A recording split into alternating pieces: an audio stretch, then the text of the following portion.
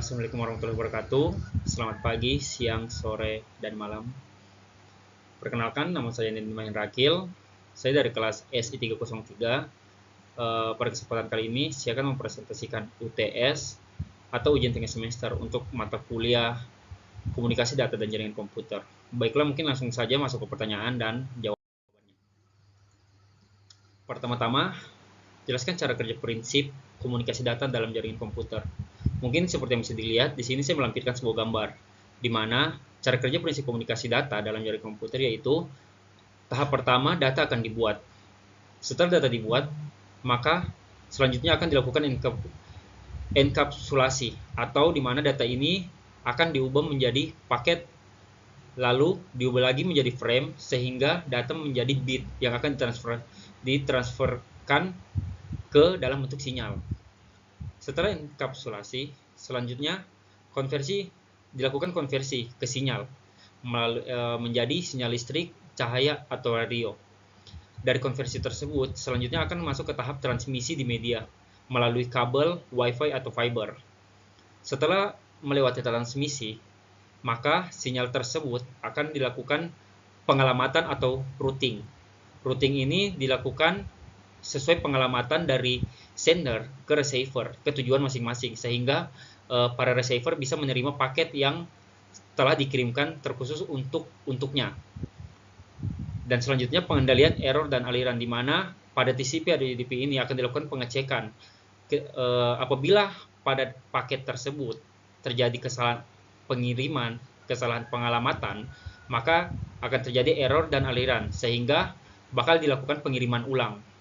Setelah sinyal tersebut atau paket tersebut sampai, maka akan dilakukan dekapsulasi, di mana dari angka bit yang tadi yang telah diubah dilakukan framing untuk dijadikan paket. Dari paket akan diubah kembali menjadi data, sehingga penerima bisa menggunakan aplikasi tersebut. Berikutnya, soal nomor 2, yaitu jelaskan jenis dan cara kerja topologi dasar jaringan komputer. Berikut jawabannya, itu yang pertama ada topologi bus.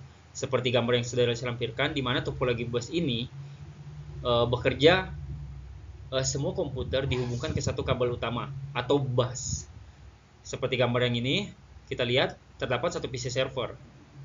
Data dikirim melalui kabel tersebut, dan setiap perangkat membaca apakah data itu untuknya. Jika tidak, maka data itu akan diteruskan lagi. Dan jika alamat cocok, maka data akan diterima atau tidak diabaikan.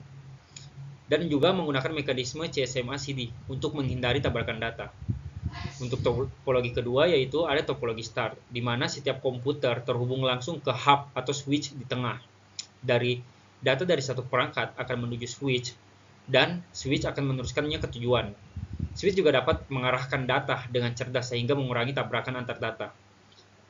Yang ketiga, ada topologi ring, di mana perangkat terhubung membentuk lingkaran. Pada topologi ring ini, data mengalir satu arah atau dua arah apabila dual ring. Dan juga setiap perangkat menerima data, memeriksa alamatnya. Apabila alamatnya salah, maka akan meneruskan data ke perangkat berikutnya. Selanjutnya topologi mesh, yaitu setiap perangkat terhubung langsung ke semua perangkat. Jadi salah satu perangkat akan masing-masing terhubung satu sama lain. Data bisa melalui banyak rute, sehingga sangat andal. Jika satu jalur rusak, masih ada jalur lain atau redundansinya tinggi. Berikutnya, topologi tree, di mana kombinasi dari start dan bus. Terdiri dari beberapa topologi start yang dihubungkan satu kabel utama. Jadi, semua perangkat akan terhubung di satu kabel utama. Dan juga data berjalan dari node ke node sesuai hierarki.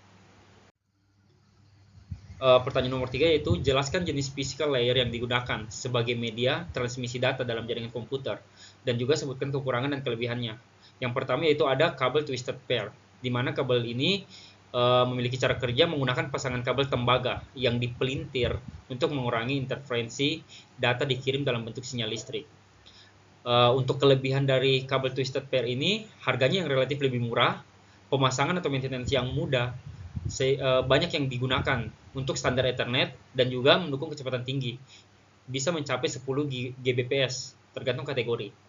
Namun kabel twisted pair ini juga memiliki kekurangan, yaitu rentan interferensi, khususnya di UTP, jaringan transmisi terbatas, maksimal kurang lebih 100 meter, dan juga kurang cocok untuk lingkungan industri yang banyak gangguan elektromagnetik. Yang kedua yaitu kabel koaksial, di mana kabel koaksial ini mengirim data melalui konduktor pusat dengan isolasi dan pelindung yang mencegah gangguan. Kelebihan kabel koaksial yaitu lebih tahan interferensi dibanding UTP, cocok untuk jaringan jarak menengah, stabil untuk transmisi TV, kabel, dan CCTV. Untuk kekurangannya yaitu tidak secepat UTP atau fiber modem, sulit dipasang karena kabel lebih tebal, dan tidak fleksibel untuk jaringan LAN saat ini. Untuk yang ketiga yaitu ada fiber optik, di mana cara kerja mengirim data sebagai gelombang cahaya melalui serat kaca atau plastik dengan sangat cepat dan anti interferensi. Kelebihan dari fiber optik ini yaitu kecepatan sangat tinggi, bisa Gbps hingga Tbps, dan juga jarak transmisi sangat jauh, bisa puluhan sampai ratusan kilometer. Tidak terpengaruh gangguan elektromagnetik, aman karena sulit disadap. Untuk kekurangannya, harga yang relatif lebih mahal dibanding kabel-kabel yang lain, instalasi dan perbaikan lebih rumit, dan juga lebih sensitif karena kabel mudah patah jika tidak hati-hati. Berikutnya ada wireless, di mana contoh wireless ini Wi-Fi, Bluetooth, radio, atau microwave. Dengan cara kerja, data dikirim sebagai gelombang radio lewat udara, dan akses pointnya berfungsi untuk menghubungkan perangkat ke jaringan. Kelebihan dari wireless ini tidak membutuhkan kabel, sehingga lebih fleksibel, mudah dipasang dan digunakan, mendukung banyak perangkat. Namun kekurangannya yaitu rentan interferensi. Interferensi dalam hal ini yaitu seperti cuaca, dinding, sinyal, dan lain-lain. Jaraknya terbatas, dan juga keamanan lebih lemah jika tidak dikonfigurasi dengan benar. Dan terakhir, kecepatan bisa menurun jika banyak pengguna. Nomor 4, jelaskan definisi OSI layer dan proses data yang terjadi di setiap layer. Saya sudah melampirkan gambar, di mana yang pertama yaitu application layer.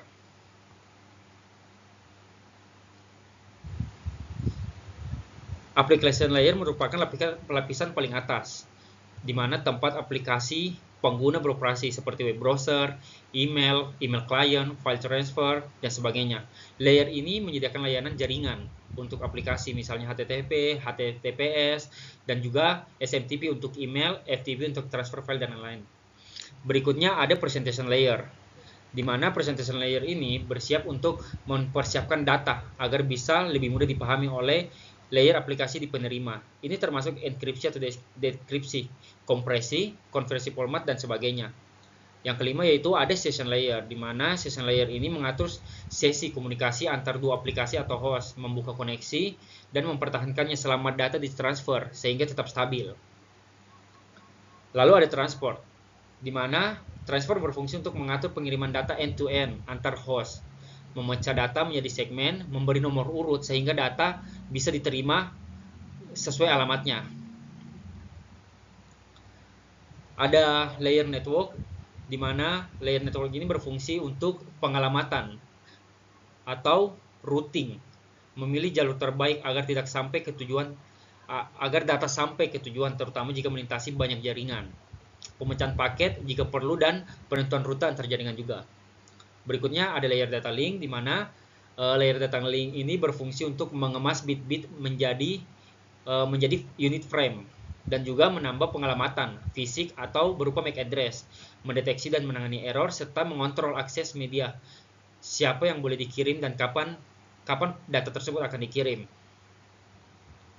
Yang terakhir yaitu physical layer, di mana mengurus transmisi bit mentah seperti bilangan bit 0 dan 1 lewat media fisik seperti kabel, fiber, atau gelombang radio di layer ini. Dan soal yang terakhir yaitu jelaskan fungsi masing-masing protokol di setiap OSI layer. OSI layer application, contoh protokolnya itu ada HTTP, FTP, dan IS, di mana fungsi utama ini sebagai layanan aplikasi. Berikutnya untuk presentation, contoh protokolnya itu ada SSL, TLS, dan GPG, di mana layer presentation ini merupakan sesi untuk enkripsi dan format data.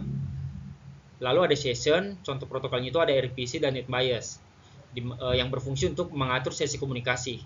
Transport, ada contoh protokolnya itu TCP dan UDP, pengiriman data end-to-end antar host. Lalu ada network, IP, SCMP, IRP, di mana network ini berfungsi untuk routing dan pengalamatan alamat IP. Data link ini contohnya Ethernet dan P3, di mana data link ini berfungsi untuk melakukan framing pada data dan mengontrol sebuah media saat terjadi pengiriman. Yang terakhir yaitu physical, IEEE 802 dan 802.11, di mana physical ini berfungsi untuk melakukan transmisi bit fisik. Mungkin sekian yang dapat saya presentasikan, kurang dan lebihnya mohon dimaafkan. Assalamualaikum warahmatullahi wabarakatuh.